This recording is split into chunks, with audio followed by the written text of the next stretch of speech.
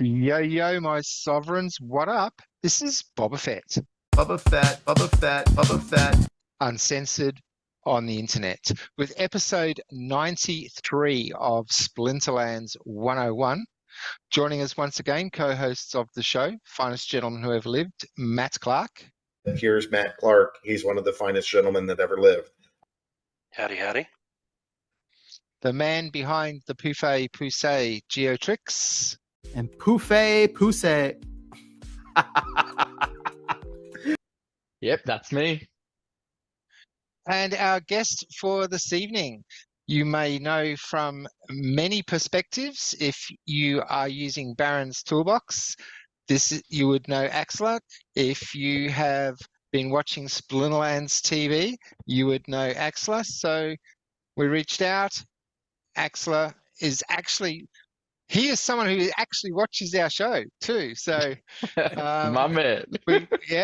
so we're rather chuffed that we've got him on tonight. So Axler, welcome to the show. Well, hello everyone, and I'm glad to be here. And we have a huge time difference when our friends from the US, like it's anything from 12 to 15 hours, depending on East or West Coast. So Axel got up nice and early this morning so that we didn't have to move our schedule. We appreciate that. Oh, no problem. My job is flexible, and so it was very easy for me just to kind of say, yeah, they can wait. We appreciate Awesome. it. To be honest, Yeah. like it's really cool. So I listened to your episode on the People's Guild, BJ Angles and the crew there. They're friends of ours. We chat a lot. We've all been on their show. They've been on here. And you had an interesting story because we always like to ask people, like, how did you end up here?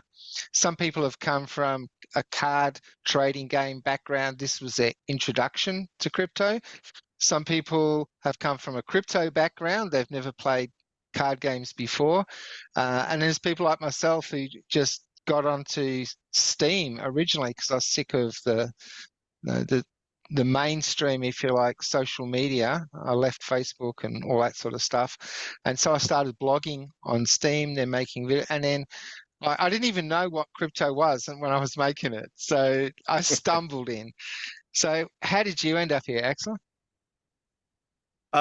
So from the perspective of kind of where I started is before Splinterlands, I truly had never played a trading card game. Never played Magic the Gathering. It was more so I grew up with Dungeons and Dragons, and so that was more of where I started. And when they started coming out with Magic the Gathering, I always looked at that as, well, that's just, it really dumbs down the game of Dungeons and Dragons, so I avoided it. I didn't want anything to do with it. So then fast forward, I've been in computers for my, childhood through my jobs, all that kind of stuff. Finally got to a point where I was interested in learning, the crypto aspect of things. And I follow Elon Musk, and with his talking about Dogecoin and all that, I decided, I'll try it. I'll finally throw my hat in the wagon. Of course, I did the perfectly wrong thing. I threw in $500 into Doge and I sold it for $200. Perfect financial plan. But with that really entered me into the crypto markets or the fields, and that got me interested. And it's like, okay, how does this work? And so I started crypto mining. And with crypto mining, I was doing, I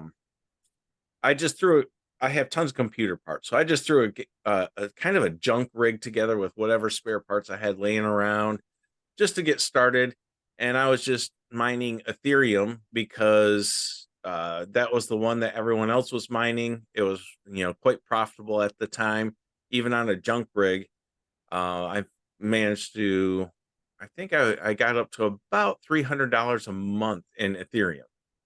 And that was me also kind of, I did pick up 2 additional video cards along the way with that money. so that rig got better over time.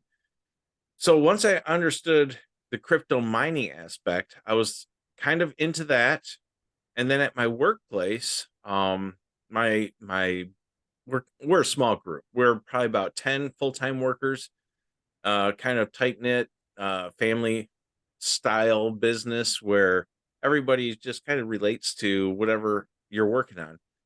So my boss and my coworkers knew that I was working on crypto mining, and so my boss wanted to get into crypto mining, and he bought like 2 crypto mining rigs with what was it?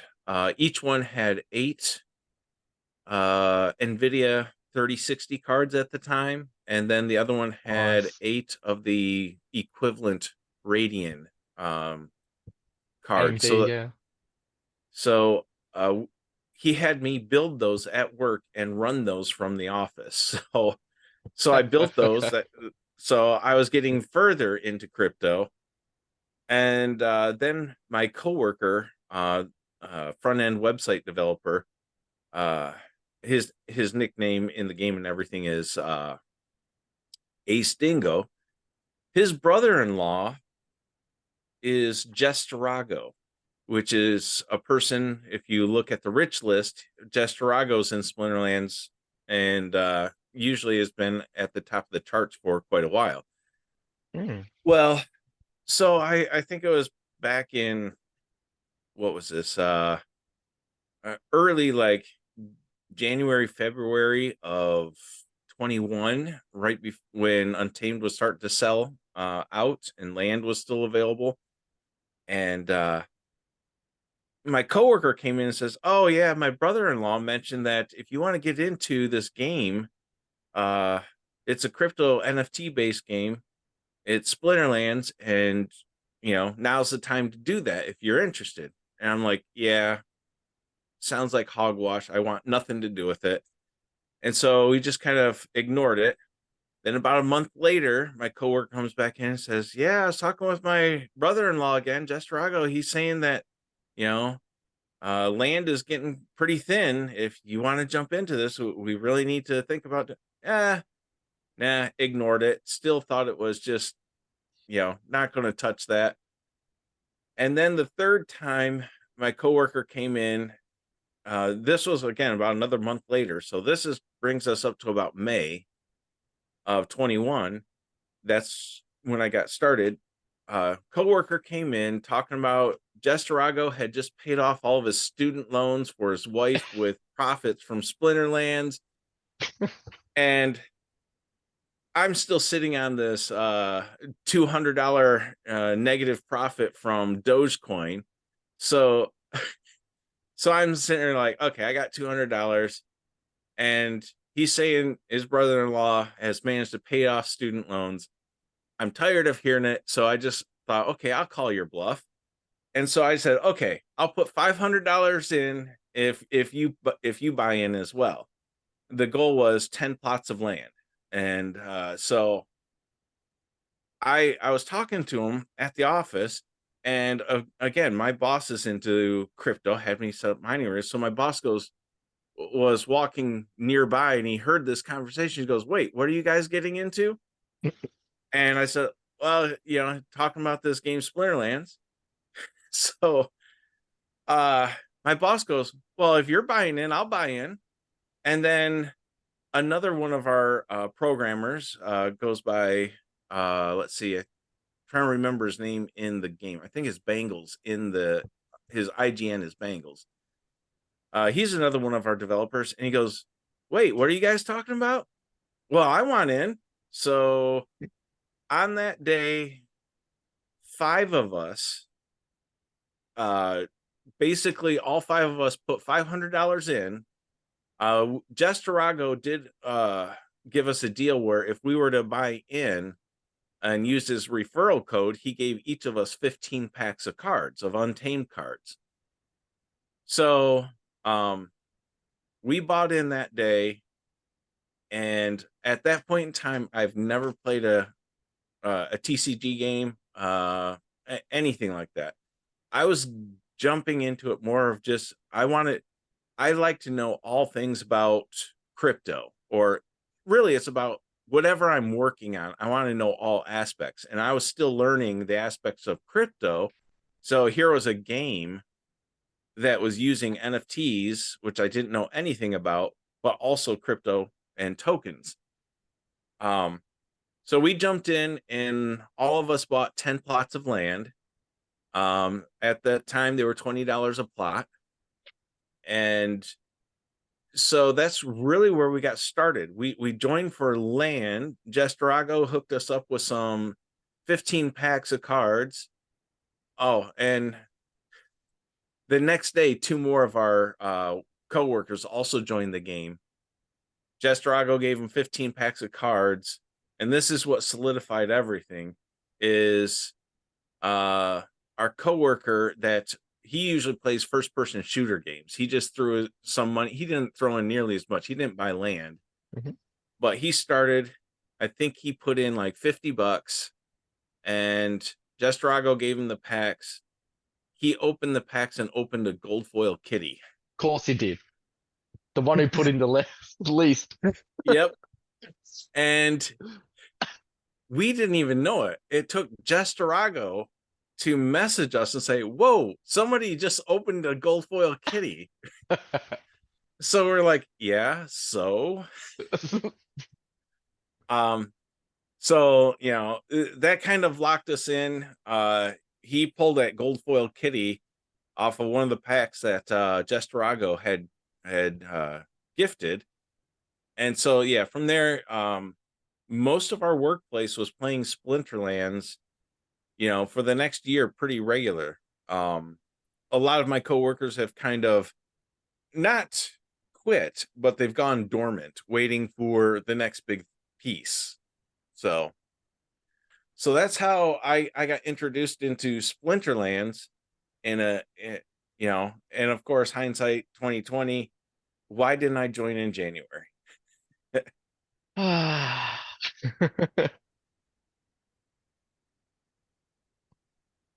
I think just the whole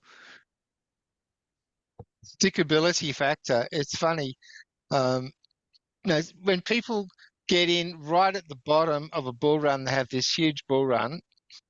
They're like, wow, wow, wow, wow. And then at the end of the bull run, we go into the bear market, they're gone. So Yep. when you get in early and you experience like something at the beginning, it gives you that fortitude for later on. I'm watching all of my assets, like ADA or Cardano took a huge dive today. SPS just went down to 1.3 for the first time yesterday or the day before. But it's all alts. All altcoins are having a really bad time at the moment. But when you've been through it once, you just realize it's just a waiting game. The worst possible thing you can do is to panic and sell. As long as you don't do that, you haven't lost anything.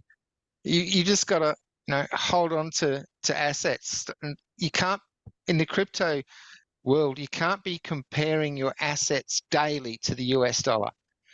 You can't say, I've got X amount of dollars of this or X amount of dollars of that. It's like, no, I've got X amount of this. So your assets are constantly growing. You've just got to stop comparing it to something else that's not stable and completely out of our control. A few people can control that market with a conversation in a bar, whereas I don't think we have that problem here in crypto. I don't mind if the degens get wiped out from time to time and just leave the player base behind.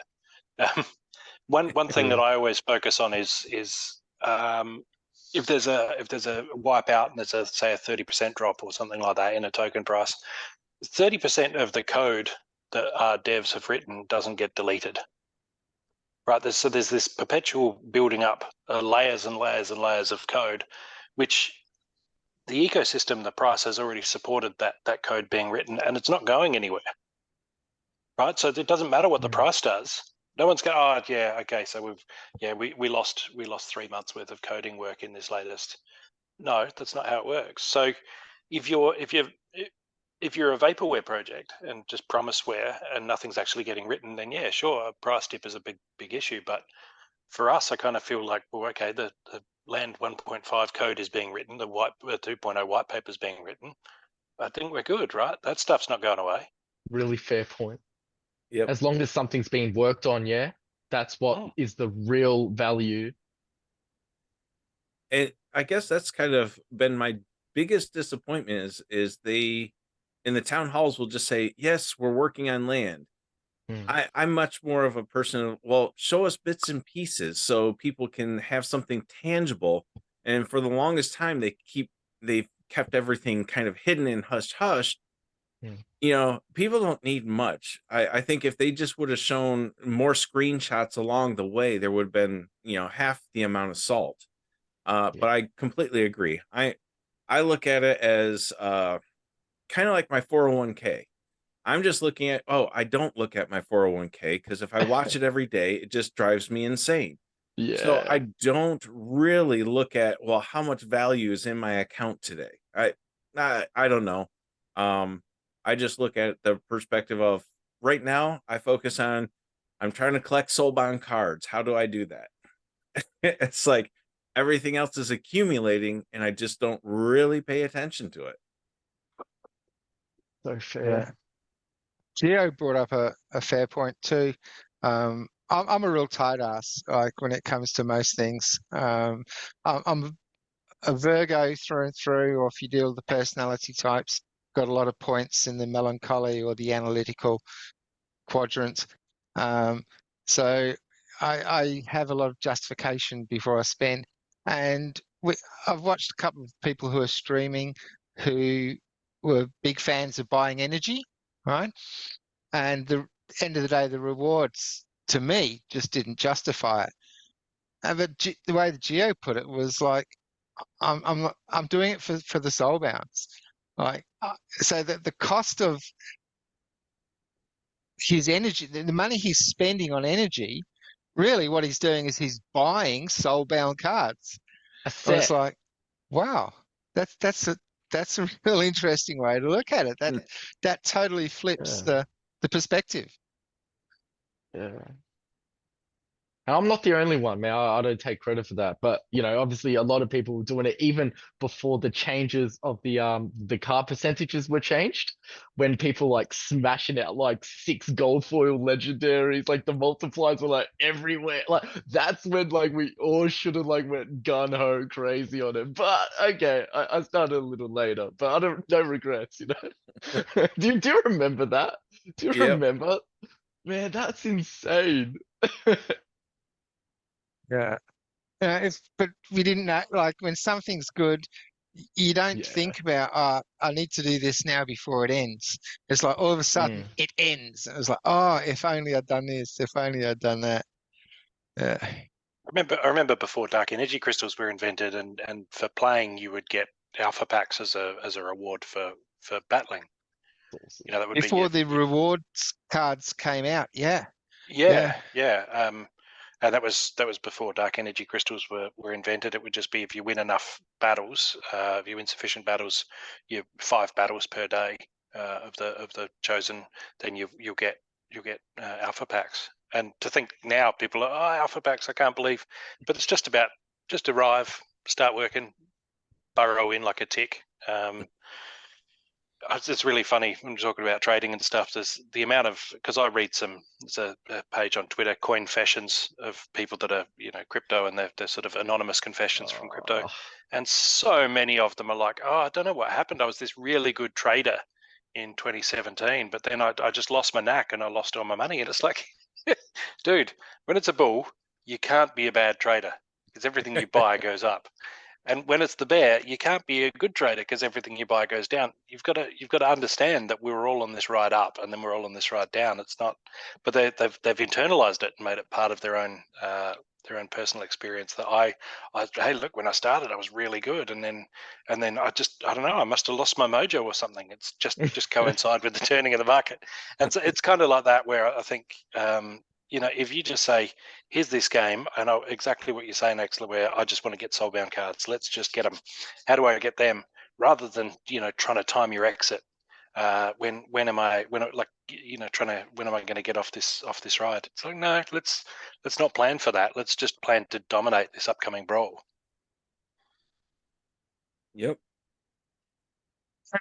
Even just with the rewards, it was like, again, I hadn't had a trading card background like Axel. I came from Dungeons and Dragons. I did get into a board game though. There's this board game called Talisman, and I had that same epiphany. You was like, oh, this is just a dumbed down version of Dungeons and Dragons. But I had a lot of friends who played it. We got into it, really enjoyed it. So no experience of trading card. I was loving getting the packs for rewards. And then when I introduced the reward cards, just my mentality, just not understanding, I just dummy spit. And I was like, what's this crap? I'm not getting real cards anymore. They're throwing us this cheap rubbish. But you look now, something like Lord Arianthus, for example. Some of these cards were absolutely amazing, and there was still a mentality across the board that they were second-rate cards because they were only reward cards, and like people were selling them so cheap. Again, if only. Look back at that. Man, I wish I was never into card games before I came into here because I was such a physical card maxi. You know what I mean? Like I was Yu-Gi-Oh, collecting some Pokemon here and there. But Yu-Gi-Oh in particular. And I was like, wait, why would I want a digital card over this tangible thing, right? But so Bob drilled it into me. He's like, man, I think you will like this. I think you will like this. Like you, Axler, like you and that dude who was, he was trying to tell you like, hey, like land selling out, right? And so Bob was like ringing that alarm, that bell, ringing it, and I never got it until when Untamed was selling out, like yeah, around there. But now that I'm Guys here, must it's have like got in about the same time then. Yeah, probably. yeah, it's quite possible. But yeah, now that I'm here, it's like the switch of mind. It's like, no, digital is actually way better than the physical. Like for assets, for cards, which don't tear, which they're really secure. It's not like someone can break in, take them, or burn the house down. Like stuff like that. It's on chain. It's good. We're sweet.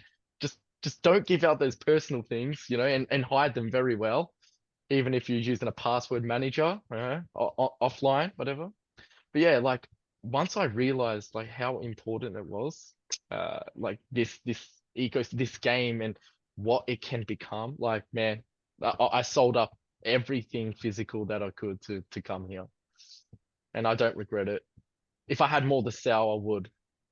And you don't have to worry about coming home from work one day and Ava's cut up all of your Splinterlands cards into the scrapbook, Yeah. or some nice picture out of them, or someone spilled coffee all over your gold foils. Yeah. It is so safe, and we know that the grid system, the electricity grid system, is something that will be here forever because that is the new world order.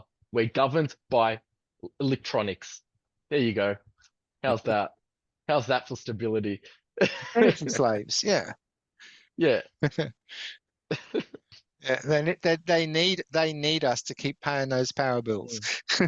Exactly. Yeah, well, Axler's certainly dodged that bullet with 50 odd solar panels. There we go. That's Yep. winning. Segue. No, that's the nice thing about living out in the country is with 3 acres of land, it just so happens my acreage was most of it's clear cut, so bright sunny skies, and so dropping 52 solar panels, and I did it as a do-it-yourself project, which was a little bit more daunting than I thought it would be at first. So yeah, we got all the stuff at the beginning of the year, and we didn't turn the system on until December 28th. and I live in Michigan in the United States, and we get quite a bit of snow. So December 28th was a snowstorm.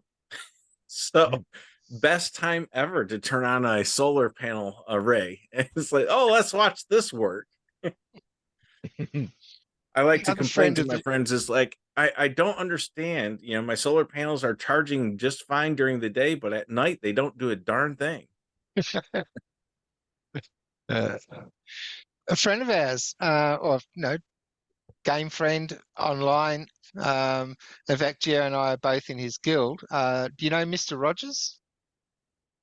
I've seen the name. I don't know if Yeah. I've talked to him. He's from Michigan. He's So, right there with you. yeah. Nice. I'll have to see where he's at. Definitely. He's in the 101 server. You can tag him in that if you want to shout out to him and have a get some DM going or something. But it's like here in Melbourne, Australia, like 7 million, I think, is the I mean, all of Australia is only 27 million. And a lot of people don't even realize just how big Australia actually is. Like, it's huge. It's 4,000 kilometers from east to west coast. But the majority of the country, like if you look at Australia on a topographical map, most of the center is just yellow or brown. And there's this little green strip around the edge, which is where we all live. So, yeah, and that inland, it's arid, it's salty, like you can't grow anything on it. So big country, small population, but 7 million people in Melbourne, and we Jagged. Uh, you might know that name because he was a huge commenter on Splinterlands TV. Yep. He's from Melbourne. He's right out in the western suburbs, but he came to our side of town in the north. We caught up for coffee one day. We met him. Yeah, it's just great. Like this international community, and you find someone in it who's local. It's like, hey, let's catch up. Let's have a coffee. Yeah. Yeah, I live pretty close to Chicago, like one hour away from Chicago.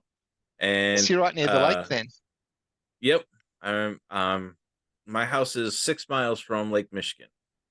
So I'm right on one of the Great Lakes for the most part.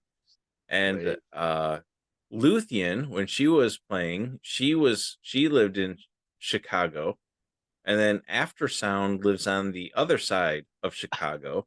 More And world. so there's definitely a group of us kind of right around where I'm at, and I've heard of a couple other people in Michigan as well. It's like one of these days we're gonna have to, those of us in our area are gonna have to do a little mini Splinter Fest. I think After Sound's planning something like that, like a They meetup. are.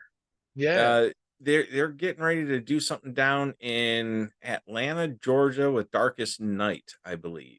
that is right. Yes. Now, if it was up here in Chicago area, I'd be all Okay. for it. So, okay, my bad. My geography of the land Oh, down that's there, fine. up there is just skewed. Yeah, that one's about 1,000 miles south is where they're going. Yeah, it's pretty far. So yeah, That's like the difference from Sydney to Melbourne. Oh, no, 1,000 miles. Sorry, no, I'm thinking kilometers. Yeah, Yeah, 1,000 fair miles enough. is quite a hike. Yeah. yep. Yeah. You have, like, for example, well, when you stream, you tend a little bit about yourself as you go along.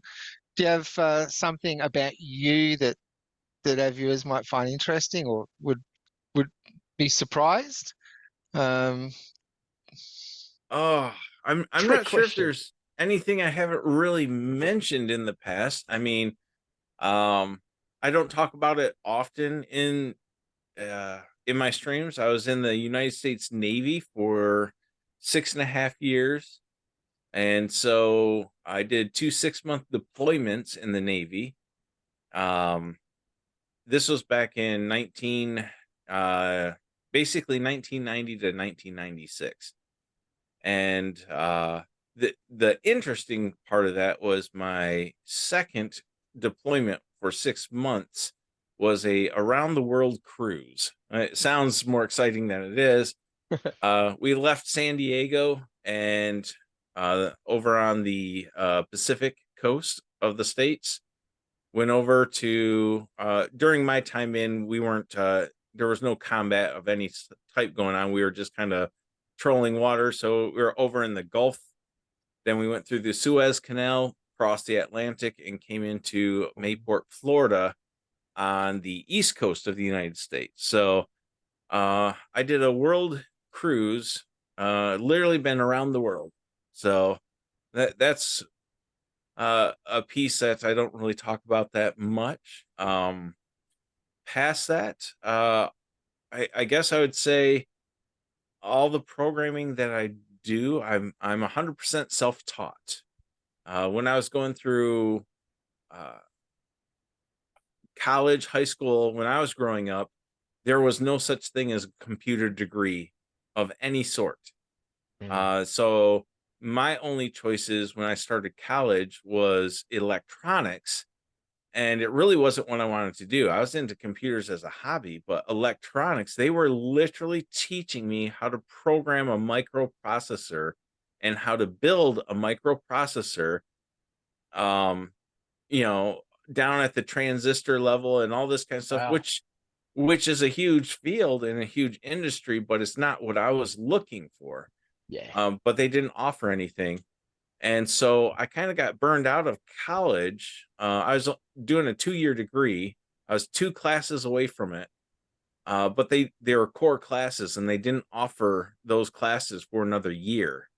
And it's like, great, I kind of missed this year. So I got just a year of waiting time. I just threw in that white towel and said, you know what, I'm done with electronics. I would rather be in computers. Then I joined the Navy for 6.5 years in electronics. You know, I didn't dodge that bullet that well, but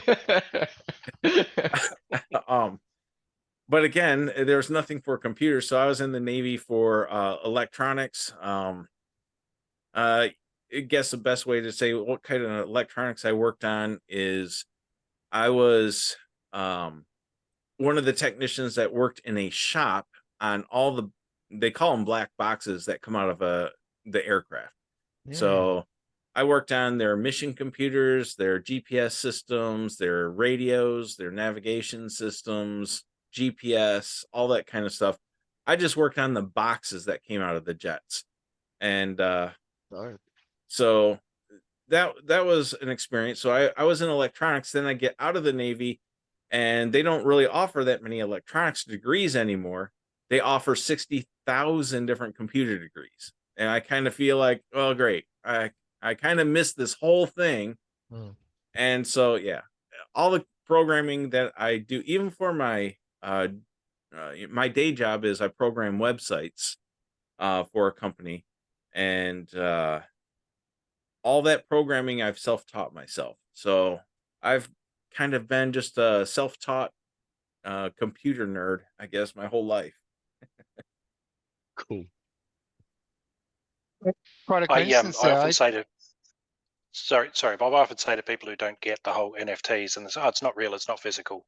How does it have value?" And I'll point to, and you'll remember this going back this far with computers. Say, if I could say to you, "Do you want camping.com? Do you want to be the owner of that URL?" They'll go, "Oh, yeah, of course. Yeah, of course. That's, that'd be worth millions." It's like, well, what do you think they were saying in 95, 96? Camping.com, who'd pay money for something that's just on the internet, right? But what's self-evident now was, only the people who really sort of had that vision got it back then. And that's an analogy I've used to great effect. To say it's finite, right? There are only so many, I don't know, alpha flash columns, for example, and there are only so many different words that you can have .com at the end of, and when somebody has it, then nobody else can have it. So there's that scarcity there that I don't think people really understand, because they just think, oh, computers just control, copy paste. Yeah, and so here's something That's been at the back of my mind. Like I said, when I get into something, I want to know how all aspects works. And here's the missing link that I've had with Splinterlands NFTs, and then just NFTs in general. Now, because I've built Baron's Toolbox, I know where all the graphic assets are coming from.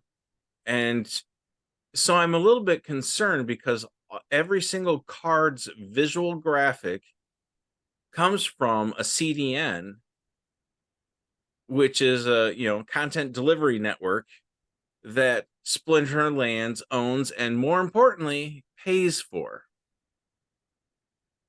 So my question is, why don't we have on the NFT some sort of, why isn't the picture actually embedded in the NFT? Why am I getting the picture from a CDN, which is something that can get shut down? Now, I don't know for a fact the picture is not in the NFT if I went and looked at the Hive blockchain. I just know it's not in the NFT code that I see from Splinterlands when I look up cards. So I'm not trying to scare people, but this is that little piece that is like, okay, wait a second. If Splinterlands goes under, they stop paying the bill for this, Amazon server. We have NFTs, but do we have the visual part? I don't know. And it's driving me insane. Imagine I will playing figure- So there you go. I just scared everybody. Well, the Oh, token wow. identifier, like the actual token ID for each individual card, doesn't even mention what card it is either. So it's you can mentally picture. I'm just going to scroll through and pick Lord of Darkness without a picture, just where it says Lord of Darkness, but it doesn't even say that. It says 1-3PQ whatever. So Yep. there's definitely there's an element of centralization there, and that's been discussed a lot with the whole NFT. That whole discussion about art. I've bought this art token. Well, you've only just bought this. That's a receipt that points to this over here. And do you have IPFS or different options in there? I'm not sure how it would work from a technical perspective with custom JSONs and different file formats for images and bloat and all that type of thing. I'd say if Splinterlands, the organization, went away, Steam Monsters Inc., I don't know that there'd be much game left to talk about, to be honest. It's technically feasible that somebody could pick it up, and that becomes more feasible every day as we grow and as the DAO takes over more stuff. Maybe 3 years from now, it would just, Splinterlands Incorporated would just be one of the organizations that the DAO occasionally hires to build assets for the game. I don't know, but for the time being, I think we need we need that to continue. Otherwise, I can't see any way the game would survive. Yeah, I look at it purely from the NFT aspect. If I own it, I'm expecting that I own that picture. Yeah. Now, being a computer nerd, I know you can base 64 encode any image and embed it as text into anything. Google Chrome does this on almost everything you see. So I know you can do that, but that will greatly increase the size of every packet of information every time that card is moving around. So the digital footprint gets a lot bigger. And so I kind of understand that. But if Splinterlands goes under, if I still retain somehow the graphic image, I don't need Splinterlands the game to survive. If I have the cards, I can invent my own new game that just uses those pictures. It's like they just become, okay, here's a picture and it has some numbers on it. Let me make a game that, I'll completely change the ability of Scavenge to do something else. Yeah. So that's where I look at it. Now, I don't really have any fear of if Splinterlands goes under. I'm sure there's things in place to keep the CDN up and running. If nothing else, the DAO can easily pay the bill for the CDN, and we all keep the image assets. All right, so with the NFTs there, talking about the cards. In open source, and Yeah. how the modding community of any game keeps the game alive for longer than what the owners of the game originally had planned for. That's what it's all about, man. That's how you make Yes. your you immortalize your game. Yes, yes. That's been done so many times, and like you say, like the mod ones can even become more popular. Yeah, Always. yeah. Well, So as proof of concept, could we hack the CDN and change all the images? I'm sure it's possible. Did you maybe guys see the card I put on my Baron's Toolbox for New Again with the llama? Oh, I don't have a llama. What you do have to do is drop it into our chat, and I'm sure Bob will show everyone when it's time. Just flash it in. Yeah, can bring it up. okay. I will. Or now. Or now, if you Yeah, would like to I share. can bring it up now. Drop it into Discord. Yeah. All right. Bringing it up here on my system so I can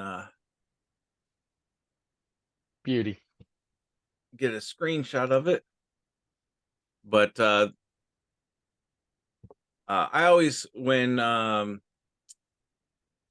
New Again comes into the streams, I think people call him New Age, but I always purposely call him New Again. But he's the creator of the llama card. He's the creator, so that's why I always introduce him as, oh, it's New Again, Mr. Llama himself. Now I know. And let's see, let me open up Discord real quick. You have a llama? Excellent. Yes, I do. Yes. I only have a 1 BCX llama and a 1 BCX cron and 1 BCX Oaken Behemoth. So they're not cards I use anymore because I play at the diamond level. So I just posted that picture in Discord. Yep. Oh wow. It took me a while to figure. Yeah, I see the llama. Um, it's so cute. So what that was is he had told me he has the original artwork of the llama that he let his daughter actually draw the artwork that they submitted to Splinterlands to make the card. And so he gave me the original artwork, and in turn, I just had to put it in the game as, you know, that's the proper Original proper IP, llama man. right there. Yeah. Yeah. Yeah. First sketch.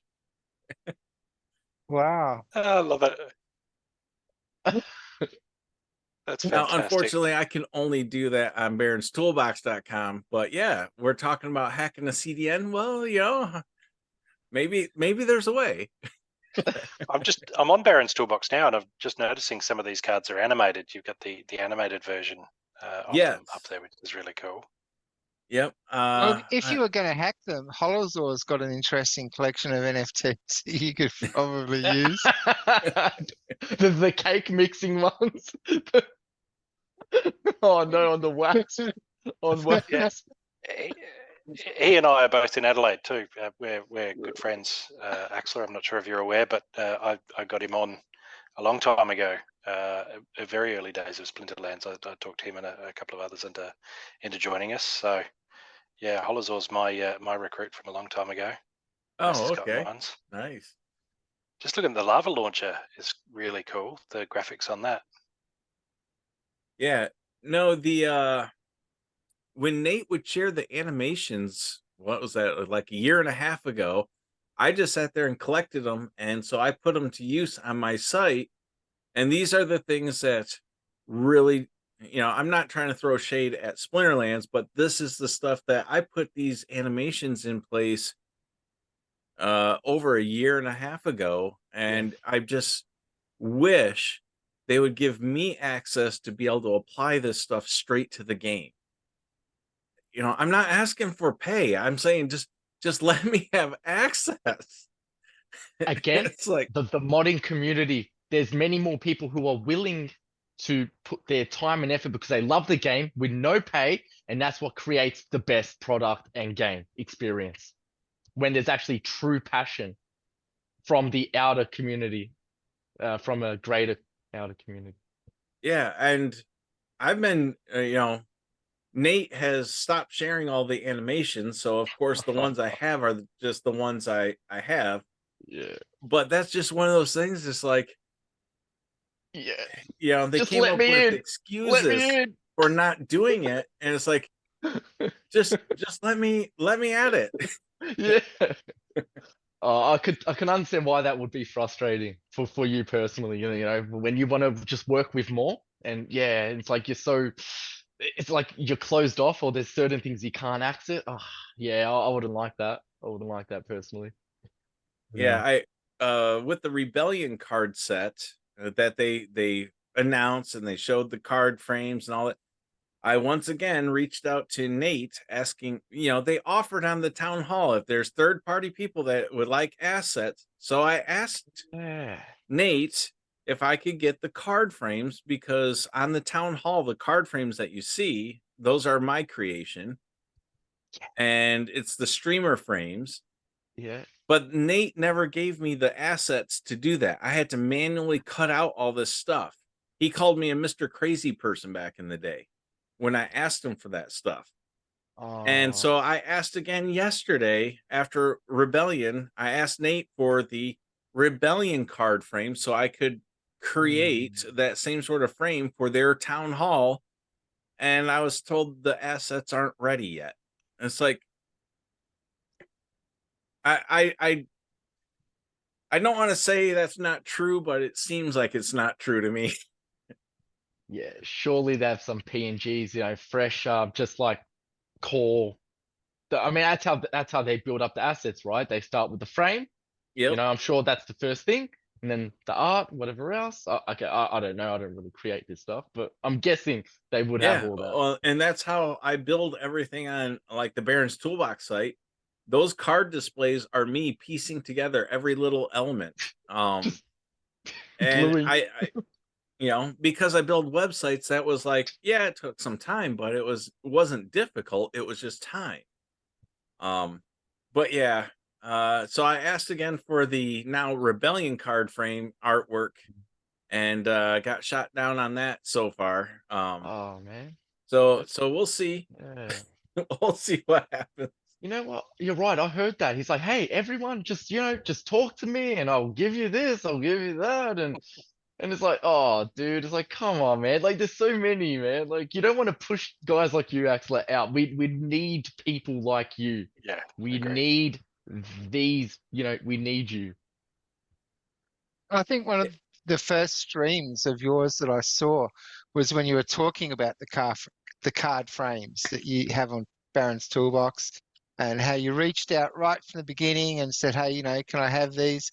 And the response you got was like, why on earth would anyone want to do that?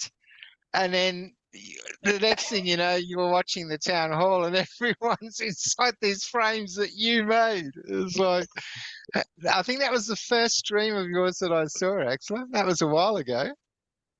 Yep, it was. Not that you have to share it on screen, but I'll find Screen the sharing comment. is enabled if you want to share your screen at any time, by the way. Okay. Let's see. Big green button at the bottom of the screen if you want you to zoom. And again, Well, I am not in I any way know. mad at Nate. I know. Okay, I don't want that to come across that way. I love the team. I know the card art or the frames. They really, a lot of companies, they see that as that's their intellectual property. Yeah. And so I know the frames are a sensitive thing. So I just want to preface that aspect that I am not in any way mad at Nate here. Let's see if I can get the right screen. I think that's it. But then again, people like you could actually free market their art and everything as well, right? And put it to good use with third-party apps like the Toolbox, like whatever else. Can you guys see my screen? Yes, we You're in can. Discord at the moment? Yep. Yep. Okay, so this was the original request I had sent to Nate asking for the Chaos Legion. Now I had to painstakingly cut out this frame, and I was asking him back in April of 22, And his response was, "Mr. Crazy Person, why do you need that?" That was the only response. I never heard a thing after that. Oh, That was it. Oh, Just, "Mr. Crazy Person, why do you need that?" So, Oh.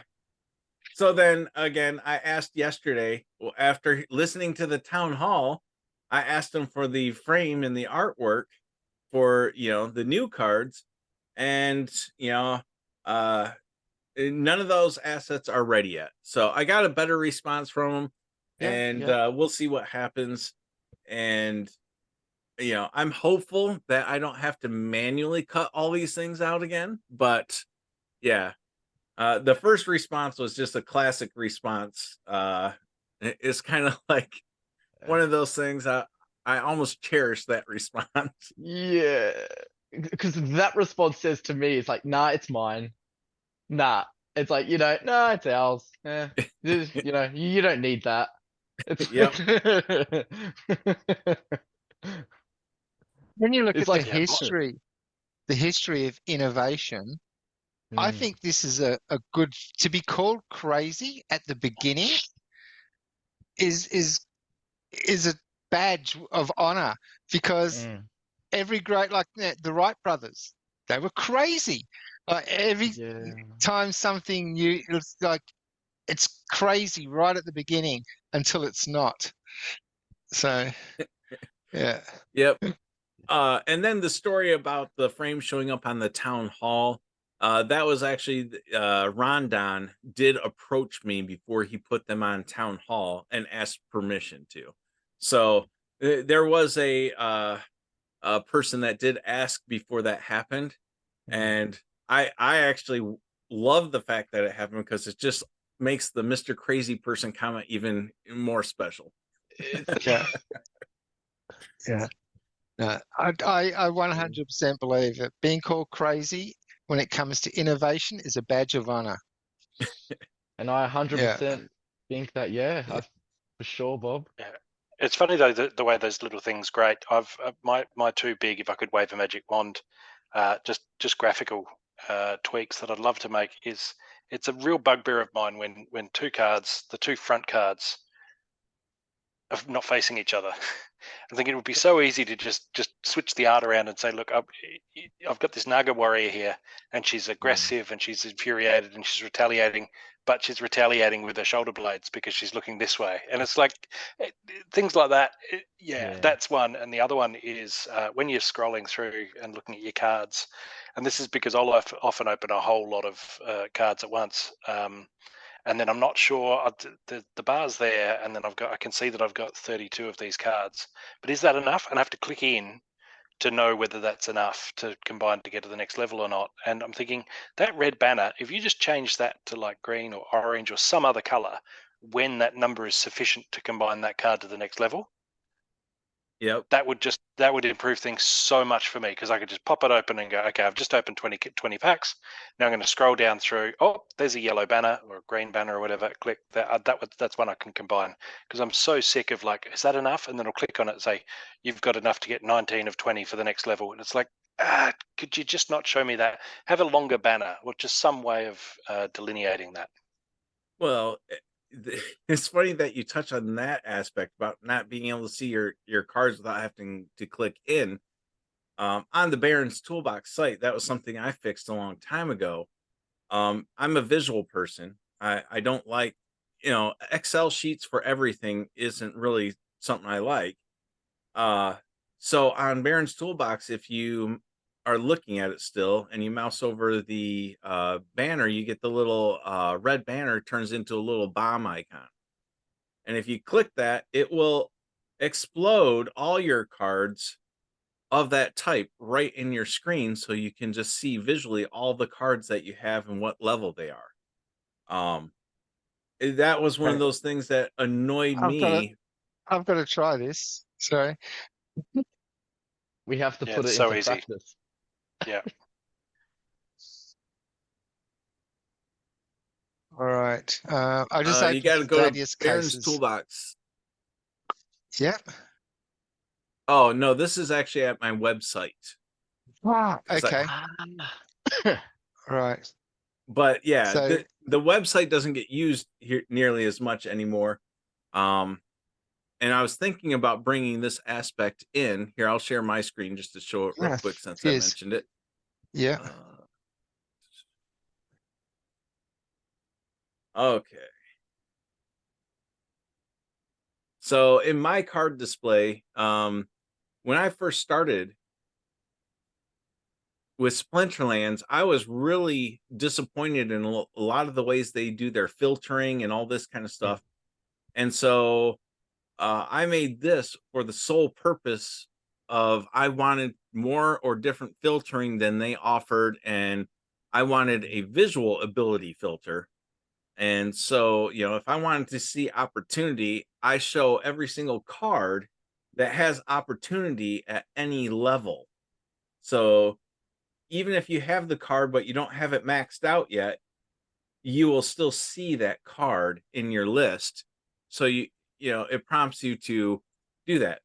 Well, the next thing I did was, because I wanted to see how many of the card I have. If you mouse over these icons, they turn into these little bomb icons. So here you can see my Jin Oshanis. If I click that, it just expands it right here, so I can see all Wow. the cards I have in a visual fashion. Now, Right. somebody that has hundreds of cards, this gets a little bit crazy looking. So my giveaway account here, NFO guides. If I look this one up. Oh, see, I haven't done work on this in a while. It doesn't even want to switch right there. I'll come out to this screen. But with this account, I have large stacks of cards here. So you got like 76 of these, 75, but it will still expand all those Show cards you out. all of them. That's cool. There's no way to collapse them. I didn't waste my time trying to figure out how to collapse it. But this kind of goes to your point of one of those annoyances of having to click in to see your cards. I do like the idea of, well, if you would just pre-calculate and say, hey, I can move a card up to the next level. I do like that. That would be a nice little, if not fully showing me all my cards, at least having an indicator there would be nice. So yeah, I've got a bunch of Cursed Wind Echoes sitting here, and but yeah, that was one of those pieces that's where my Baron's Toolbox came from, is all the annoyances that they weren't fixing. So I took it upon myself to make, if I couldn't fix it on the game screen, I fixed it in my own way. So We what's haven't next actually then? looked around your website before. I Yeah, just Oh, you what's have- next for the Baron's toolbar. Toolbox? It's pretty great, isn't it? A lot of features. Yeah. Is land going to feature heavily? When To be honest, I've been moving all the Baron's Toolbox pieces and parts into the actual UI, or the browser extension. Yep. And I've been looking at bringing my card sorting and all this kind of stuff into another button in the UI. I just haven't done that yet. So right now, slowly as they change things and they change their API, little pieces and parts are starting to break in the website, and I just haven't fixed them. Only because I've been looking at trying to migrate the setup more so into the browser tool. That explains a lot, because there's times when I'm in and the toolbox isn't there, then I have to refresh the page. Refresh, It's like, yeah. yeah. So just little things like that, right? But like as you said, it makes sense. Like as they change things break. Yep. So. And so my whole land aspect is in the UI. So have you seen the browser enhancement land piece I did? I haven't. No. Okay. I will show that real quick. I use my work laptop, and the security's like through the roof. So I'm very surprised I even got Hive Keychain on there. I don't know how I go with other extensions, but I'll give it a look. Okay, so the browser UI that I have right here, Oh, I've that's got a pretty. little button here for LAN. Very nice, man. And so this is my land filter. Now, initially you're seeing the land you own. And one of the things I hate with their UI is you cannot see all the land that you own across all regions at one time. You can't do it. Mine does. However, I have to say, people that have a whole region, it's going to load slow. I haven't optimized this for fast load because websites are not meant to draw thousands of land plots or cards at a time.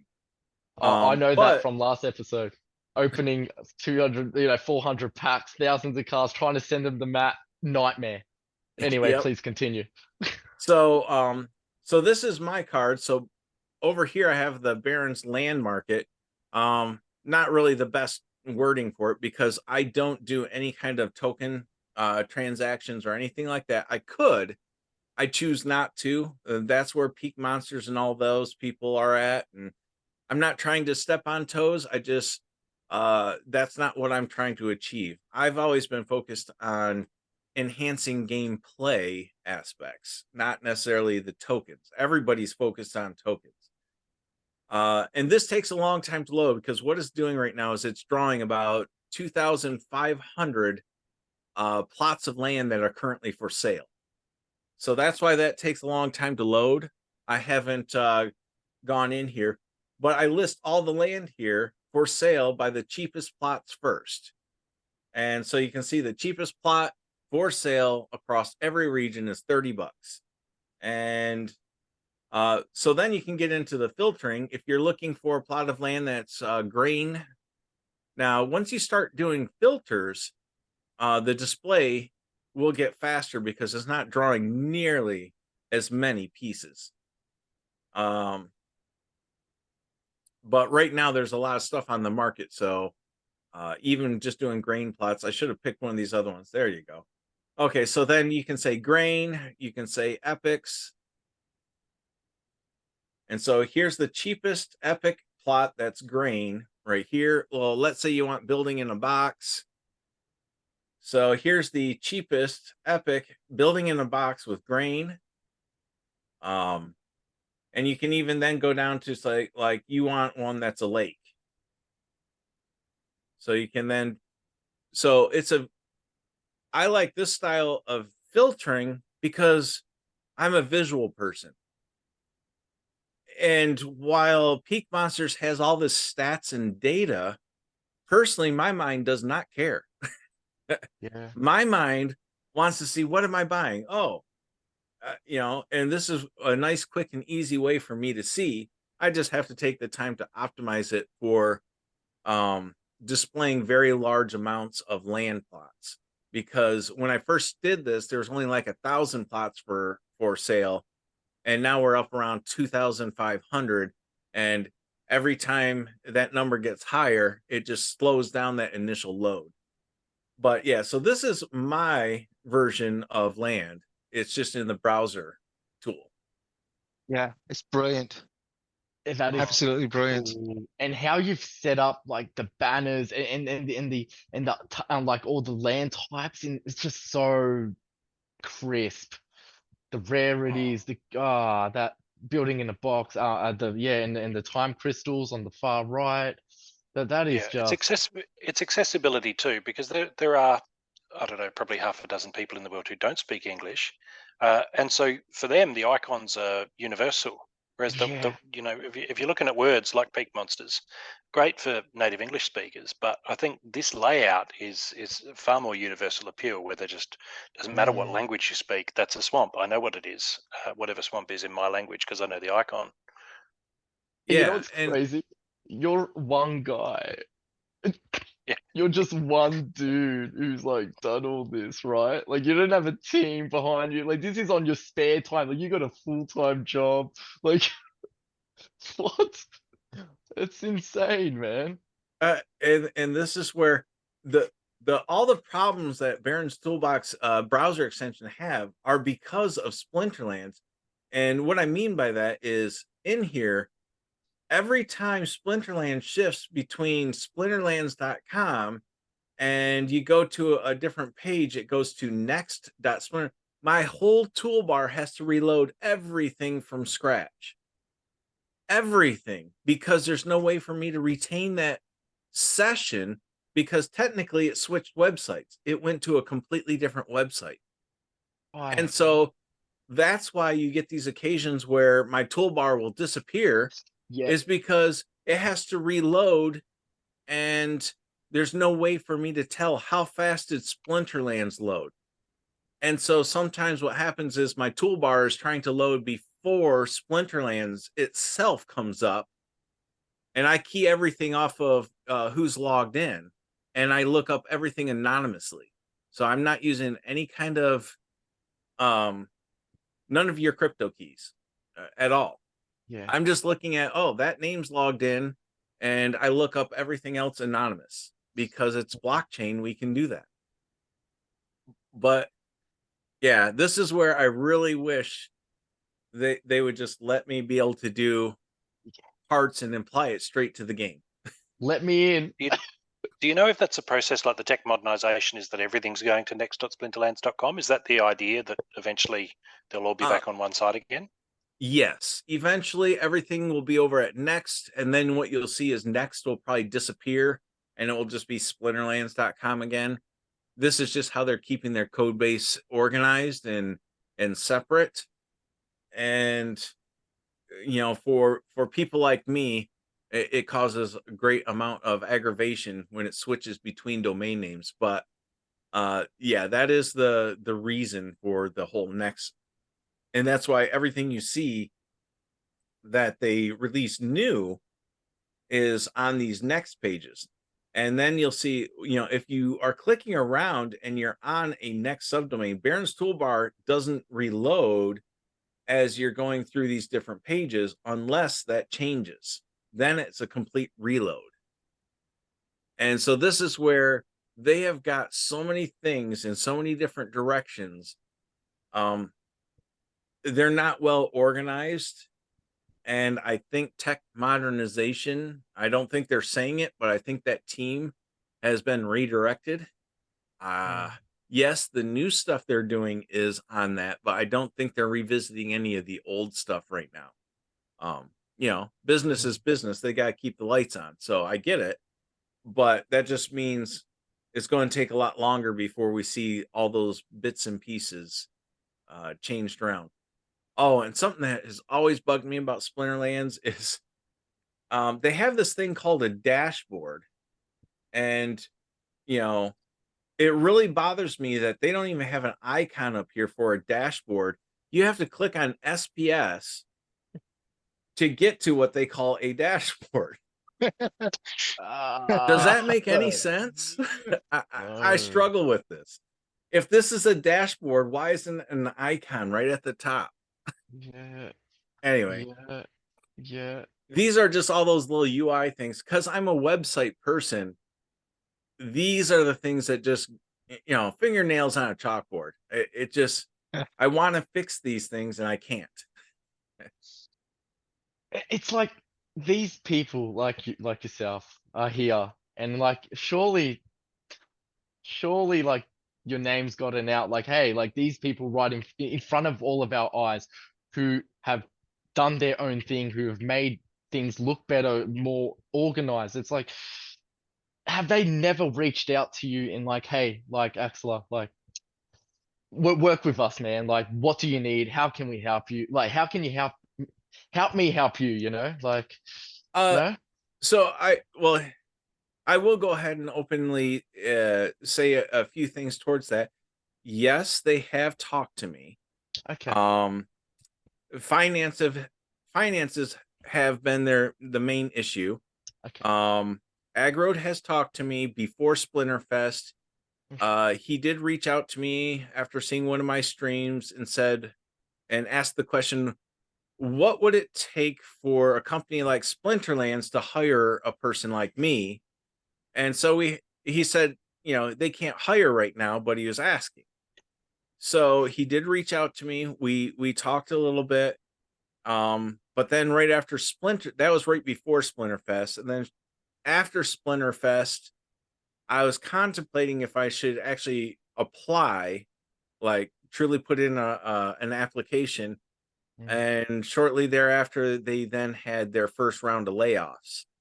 And so, and I don't want to say Aggro told me that, but I kind of saw based on him saying they weren't hiring right now. So that's why I didn't just rush and put an application in, is because he had already told me they're not hiring right now. He didn't say anything at all about, layoffs are coming.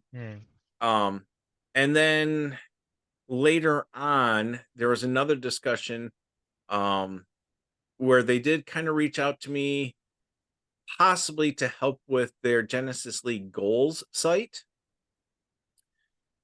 Again, this one wasn't too long ago. This was maybe 6 months ago. But the big problem there was they technically couldn't hire me still. But when they were talking to me, they couldn't tell me any of the details that they wanted me to help work on because of NDA issues. Yeah. And so they were asking me how much it would take and what would it kind of cost. And I'm like, But details, right? without details, I'm not sure. So there was no way for us to come together on that. Yeah. Other things that they have helped with is, the giveaways I do on the Splinterlands TV stream. I got a huge help from Agrode. Because of what I do, Agrode had sent me, and the number is in this ballpark, but I can't remember. He sent me about 3,000 cards for me to give away. Awesome. Now, what that was is originally there was no official Splinterlands giveaway tool, and Agrode was opening a bunch of packs. He goes, he was talking to me about what account do I use to give stuff away, and if he sent stuff to it, he was kind of just looking for kind of a guarantee that I'd give the stuff away. I go, oh, that's my NFO Guides account. You send it there. That's my giveaway account. And at the time, it was just loaded with a bunch of my reward cards that I was giving away. I had a couple hundred cards in there. And after that stream, I opened that account up, and he had sent literally like 3,000 cards, all rare and epic cards. And just, he had dumped a ton in there.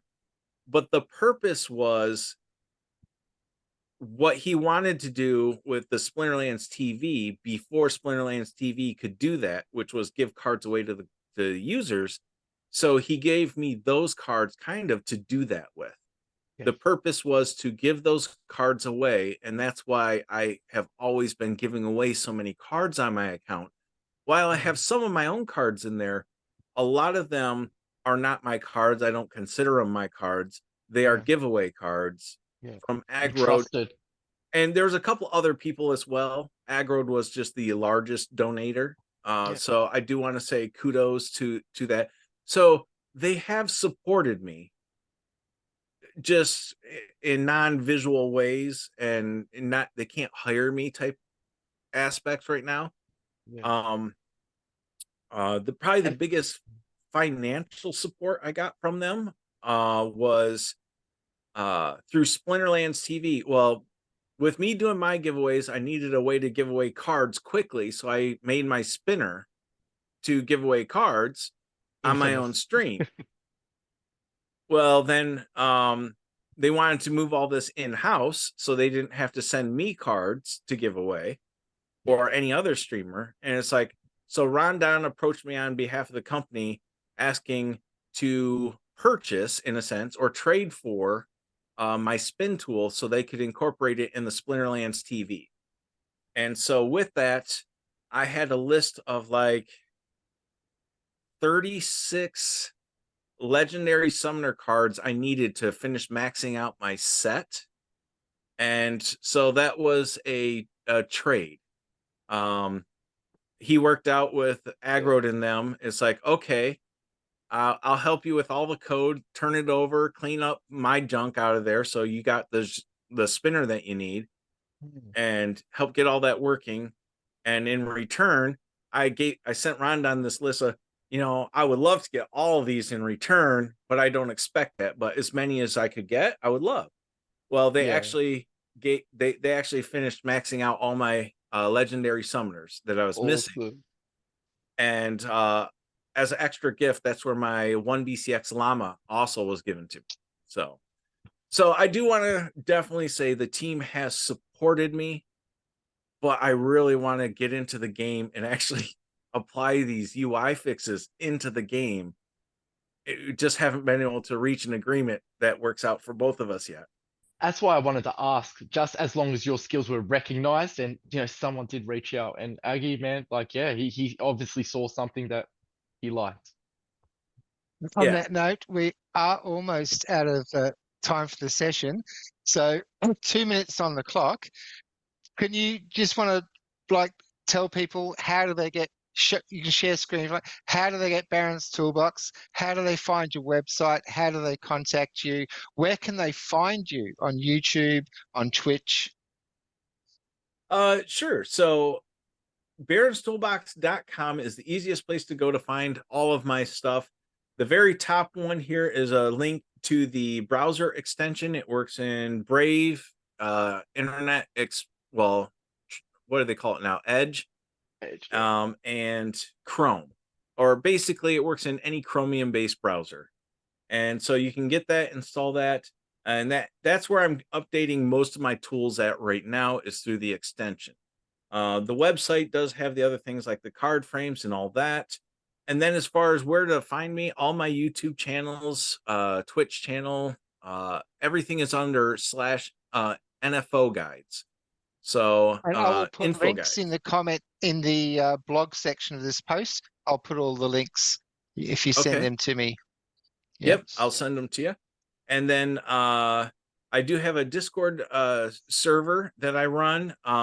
It's just for getting feedback and updates. I've got all the information on, my solar array project, my build my garage project, all that's in there, as well as I have dedicated channels for Baron's Toolbox and Splinterlands.